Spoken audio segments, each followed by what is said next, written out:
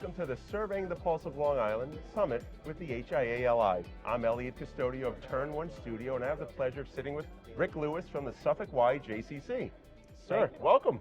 Thank you for having me. So we just wrapped up the panel. Yes. Very exciting. I was mentioning to the previous guest, I don't know if you could notice from the stage, but if you looked around the room, you had everyone's attention. There was very little murmuring, which for a summit of this size is pretty impressive. People were interested in what you guys had to say. So interesting that you say that, because when I'm sitting up on a panel like that, I see how many people leave early. Did you see many? I didn't see many. I did not see people leave early. I'm telling you, this was an interesting topic. Yeah, right. So were there any surprises in the survey based on what you expected to hear? Really, no. Okay. I don't think the survey was drastically different than previous years. Okay. I still believe that our economic climate on Long Island is very, very scary and not understandable to the average resident. It's big terminology and it's fearful. Yeah. And from my world and my perspective, it's what's in my bank account that matters. Correct. Most people aren't out shopping interest rates and moving a CD from here or there because they don't have money sitting in a CD. Yeah. They have money to get through the end of the month. And that's the challenge. And it's what can I afford to do, what extras, what benefits can I get out of the money that I'm earning, and how much can I save to put my kids through college, to make the car repair when I need to make it. And it's challenging and it's scary. Are these topics of conversation you hear within the halls of your facility? Because I know you have a lot of people going in and out every day. Is that something people talk about? I mean, I don't hear it every day, but I get the conversation when it's a nursery school parent who's now pregnant and they have one child in our program, and it's how am I going to pay for 2 next year? And I'm like, just take a deep breath. Let's have a conversation. Yeah, interesting. So when it comes to your line of business, are you seeing an effect from, maybe I know the answer because it affects the people at home, but are you seeing a direct effect when it comes to inflation and tariffs? That's been two topics that have come up with a lot of the interviews today. It's not only direct, it's an arrow to the heart. Because when the bottom line is when more money is coming out of their budget for something else, something has to give. Okay. And if it's a tariff on shampoo, and I don't even know if there is a tariff on shampoo, if it's a tariff on shampoo, then they might not be buying the eggs that day. Okay. And maybe those are bad examples, but you get the idea that they have a limited amount of money. You know, I mean, they could borrow, they could beg grandma and grandpa, you know, but not everybody wants to do that. So yes, it's a matter of shifting your budget around to make it work.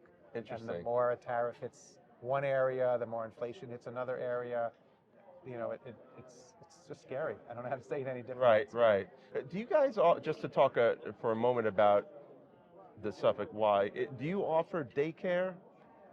So we offer much more than daycare, but we do have a daycare. We start at 6 weeks old. We take infants and babies so people can get back to work as quickly as possible. Okay. Up through 5-year-olds, so we get them ready for kindergarten. So it's because of that, and I'm sure many other reasons, it comes to mind to me that you guys are more of a necessity than a luxury. Yeah. Right, if we think of you as just the beautiful lap pool and the gym. Yeah, so there are many parts of the organization that are not a luxury and are a requirement. Right. And then there are the parts that are a luxury. So like you mentioned, yes, you could join a gym on any corner and probably pay less money, but if you're looking for the quality that we offer, and there aren't a lot of indoor pools in Suffolk County, so we do have that leg up. Yeah. You can go elsewhere or you could choose not to do it. And unfortunately, some people make that choice. Right. But yes, when it comes to childcare, you need to go back to work. You need to know that your child is safe. You need to make sure that the teachers are qualified, and that's what we offer. We also offer after-school care. So we send our buses out to the elementary schools. We bring the kids, because if you are still working in the city, and believe it or not, people are still working in the city. You know, you're not getting home till 5, 6 o'clock. So we pick the kids up from school at 3 o'clock. We take care of them in the afternoon. Yeah, especially from Western Suffolk, that's not an unreasonable commute. Right. Kind of an unreasonable commute, but it's not an unreasonable commute. Right. A lot of the panelists spoke about AI. And if I remember correctly, you were not an early adopter. Is that accurate?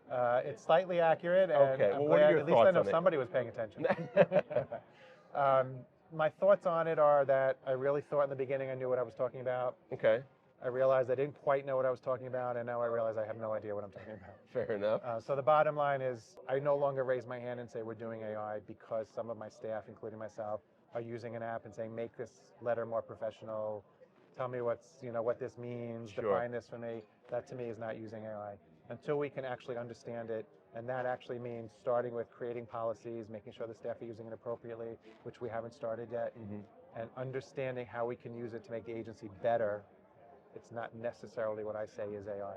I think you're in a fortunate spot where you don't have to be an early adopter because your business is inherently people to people, Yes. right? So it could supplement some of the administrative tasks, but it won't necessarily replace staff. Definitely not. We are 100% in-office organization. There are no exceptions to that. But yes, AI can still let us take the different uses of the organization and understand them better. Okay. But we're not there. I should say but my team doesn't understand that yet, and we're not there yet. Very cool. But very, very important for us for the future. Yeah. Well, I think it's important to everybody in one form or another, and that's what we're all trying to figure out. Exactly. When it comes to the data, the results of the survey, I know you said it really wasn't that different from last year. Is there anything that you're seeing that's coming out of the survey that might change your direction as an organization for this year? We talked about AI before, which is something we're hoping to change our direction a little bit. The slide about the HR issues, it was very interesting to me that the bigger organizations that were on that platform with me have the same challenges. Okay. So I'm not going to say that anything changes, but it's just interesting to me that although we're in a smaller world and struggle financially differently than they do, their struggles are the same and similar. Very cool. Everything gets more expensive. Right. Yeah. Right. Well, that's a common thread for everybody, right? But this has been wonderful. Every person I've interviewed has had a different take because they come from a different area. So whether they're affected by tariffs, inflation, AI, cost of living on Long Island, it affects everybody, but in different ways. I find that very fascinating. And salaries are the biggest thing. If we want to help people stay on Long Island, we need to be able to pay them to be able to stay on Long Island. Mm-hmm. And unfortunately, it doesn't necessarily meet in the middle. Right. This was wonderful. Thank you for your time. Thank you very much. Appreciate it.